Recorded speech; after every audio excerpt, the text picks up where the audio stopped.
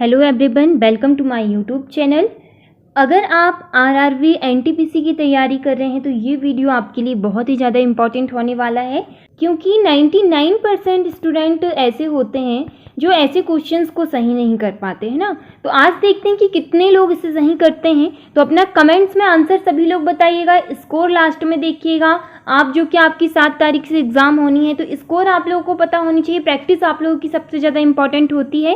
तो देखेंगे लास्ट में कि सबसे ज़्यादा स्कोर किसका आता है। तो चलिए देखते हैं फर्स्ट क्वेश्चन आपके सामने।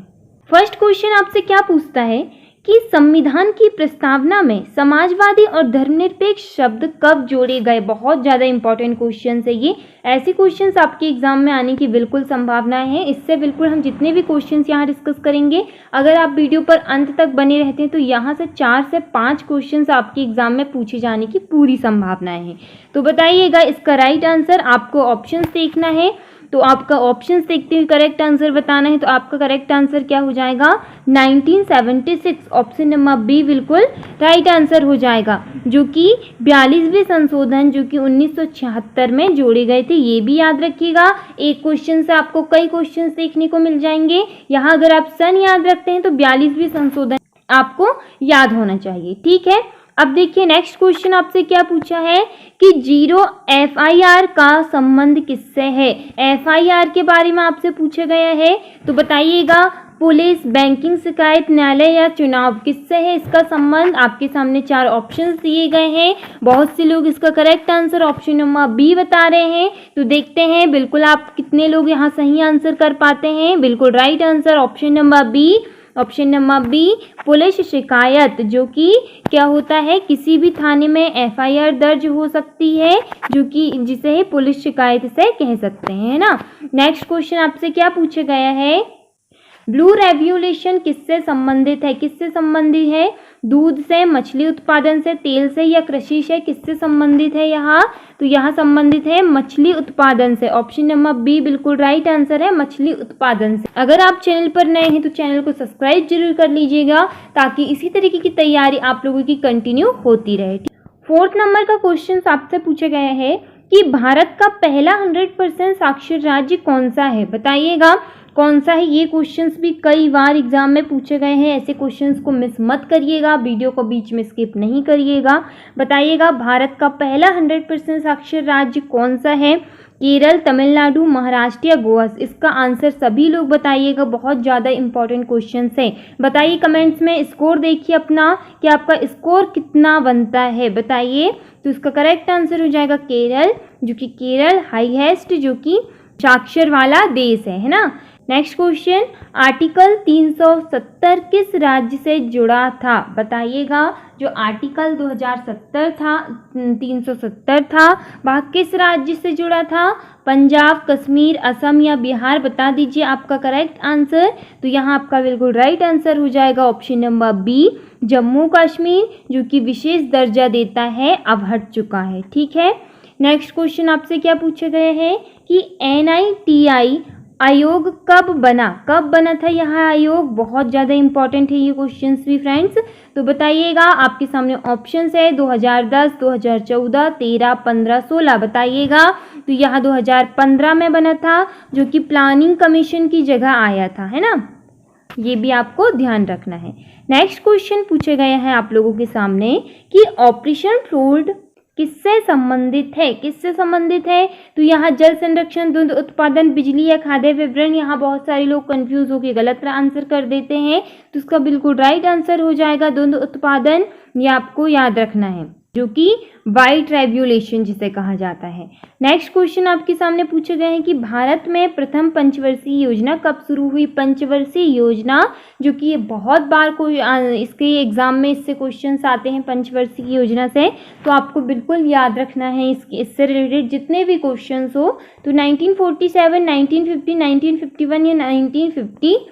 बताइएगा। तो 1951 इसका बिल्कुल करेक्ट आंसर हो जाएगा ऑप्शन नंबर सी, जो कि पहली जो पंचवर्षीय योजना है वो 1951 में शुरू हुई थी, जिसका उद्देश्य याद रखिएगा कृषि पर था। क्या था? कृषि पर था। ये बिल्कुल ध्यान रखना है। पहली पंचवर्षीय योजना सन तो याद रख लिए 1951, किस चीज़ के लिए इसका फोकस किस चीज़ में था, तो कृषि में था, कृषि पर इस पर विशेष महत्व रहा है ना। Next question, servants of India society की स्थापना किसने की थी इसकी स्थापना, तो इसकी स्थापना की थी ऑप्शन नंबर क्या, बी आपका करेक्ट आंसर हो जाएगा, गोपाल कृष्ण गोखले, जो कि कब करी थी ये तो याद है, सन भी याद रखिएगा, 1905 में इन्होंने इसकी स्थापना की थी। ठीक है, नेक्स्ट क्वेश्चन, यहाँ से 2 क्वेश्चन आपके बन गए। नेक्स्ट क्वेश्चन पूछे गए कि भारतीय संविधान की किस अनुसूची में भाषा का उल्लेख है, किस जो कि अनुसूची है उसमें भाषा का उल्लेख मिलता है, तो 7वीं, 8वीं, 9वीं या 10वीं बताइएगा। तो यहाँ है 8वीं, जो कि 8वीं अनुसूची में मान्यता प्राप्त भाषाएं दी गई है। ठीक है, नेक्स्ट क्वेश्चन आपसे पूछा गया है, सैंडर्स की हत्या किसने की थी, तो इसकी हत्या की थी, ऑप्शन नंबर आपका करेक्ट आंसर हो जाएगा यहाँ भगत सिंह, जो कि कब करी थी इन्होंने, तो 1928 में लाला लाजपत राय की मृत्यु के विरोध में यहाँ करवाई हुई थी। ठीक है, कब हुई थी ये सन याद रखिएगा और भगत सिंह याद रखिएगा। यहाँ से 3 क्वेश्चंस आपके बने हैं। नेक्स्ट क्वेश्चन है कि पृथ्वी के वायुमंडल में सबसे अधिक मात्रा में पाई जाने वाली गैस, कॉमन सा क्वेश्चन है पर कई बार एग्जाम में पूछ लिया जाता है, कई बार, तो ऑक्सीजन, नाइट्रोजन, कार्बन डाइऑक्साइड या आर्गन बताइएगा क्या है, तो यहाँ नाइट्रोजन याद रखिएगा, N2 जो कि लगभग 78% नाइट्रोजन होती है, बाकी ऑक्सीजन। ठीक है, नेक्स्ट क्वेश्चन कि नागार्जुन सागर परियोजना किस नदी पर है बताइएगा, किस नदी पर है, गोदावरी, कृष्णा, कावेरी या महानदी, किस नदी पर है, तो यहाँ है कृष्णा नदी पर। यहाँ कृष्णा नदी पर बनी प्रमुख बहुउद्देशीय परियोजना है। नेक्स्ट क्वेश्चन आपसे पूछे गए हैं कि भारत के नियंत्रक एवं महालेखा परिषद की नियुक्ति कौन करता है बताइएगा। सारे क्वेश्चंस को अटेंड करना है, देखते हैं कितने लोग आज सही आंसर दे पाते हैं, और अगर जिसका स्कोर सबसे हाईएस्ट है तो उसे कॉन्ग्रेचुलेशंस, बट अगर जिसका स्कोर डाउन है तो वो इसी तरीके से टेस्ट लगाइए। टेस्ट प्रैक्टिस आपके एग्जाम में सबसे ज़्यादा इम्पॉर्टेंट होती है। ठीक है, तो बताइएगा कितने लोग इसका आंसर सही देते हैं। प्रधानमंत्री, संसद, राष्ट्रपति या सर्वोच्च न्यायालय, तो जो कि होता है राष्ट्रपति, जो कि जिसे CAG की नियुक्ति राष्ट्रपति करते हैं, ये भी आपको ध्यान रखना है। नेक्स्ट क्वेश्चन आपसे पूछे गए हैं कि दीन ए इलाही किसने प्रारंभ किया था बताइए मुझे, तो यहाँ किया था अकबर ने, जो कि अकबर ने धार्मिक समन्वय के उद्देश्य से इसे प्रारंभ किया था। ये भी यहाँ से भी आपके 2 क्वेश्चंस बन गए। सारे क्वेश्चंस से आपको 2 से 3 क्वेश्चंस बनते हुए दिख रहे हैं। तो इसी तरीके से अगर आप लास्ट तक पूरे क्वेश्चंस को अटेंड करते हैं तो आपको यहाँ 4 से 5 क्वेश्चंस आपके एग्जाम में देखने को जरूर मिलेंगे। तो ऐसे ही वीडियो पर बने रहिए और चैनल को सब्सक्राइब कर लीजिएगा। नेक्स्ट क्वेश्चन है कि रक्त का थक्का जमाने में कौन सा विटामिन सहायक होता है। ये क्वेश्चन बहुत ज़्यादा कॉमन सा है, कई पहले से आप इसे पढ़ रहे हैं। विटामिन ए, विटामिन सी, के या डी बताइएगा। तो यहाँ आपका राइट आंसर हो जाएगा विटामिन के, जो कि प्रोटीन के लिए जरूरी है। ठीक है, नेक्स्ट क्वेश्चन आपके सामने पूछे गए हैं, ये भी इंपॉर्टेंट क्वेश्चंस बहुत पहले से पढ़े हुए हैं। साइमन कमीशन भारत कब आया था 1925 में, 27 में, 28 में या 30 में बताइएगा कब आया था। तो यहाँ आया था 1928 में, आने वाले पूरे देश में विरोध हुआ था। ठीक है, नेक्स्ट क्वेश्चन 18 नंबर का क्वेश्चन आपसे क्या पूछता है कि भारत में उच्च न्यायालय की स्थापना सबसे पहले कहाँ हुई। उच्च न्यायालय की स्थापना जो कि सबसे पहले हुई थी, याद रखिएगा, कलकत्ता में। और कब हुई थी, तो 1862 में इसकी स्थापना हाई कोर्ट में हुई थी। ठीक है, याद रखिएगा। नेक्स्ट क्वेश्चन 19 नंबर का क्वेश्चन पूछे गए कि ऑपरेशन फ्लड का संबंध किससे है बताइए, किससे है। गेहूं उत्पादन, दुग्ध उत्पादन, सिंचाई या मत्स्य पालन बताइएगा।